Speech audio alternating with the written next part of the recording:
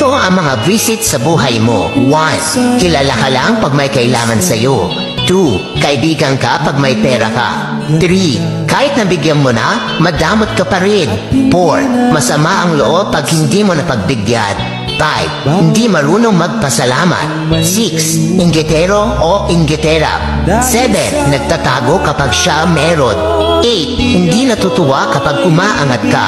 9. Mabait sa'yo pag may hinihingi na pabor. 10. Kaibigan ka daw pero inilalaglag ka. 11.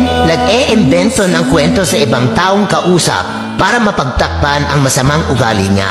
Kaya lagi mong tatandaan na ang pagiging mabuting tao ay hindi basehan sa kung ano ang natapos mo o anong relihiyon mo. Nakikita ito kung paano mo itrato ang iyong kapwa-tao. Pero minsan, kailangan mo magbago dahil hindi lahat ng tao na sa paligid mo deserve ang kabutihan.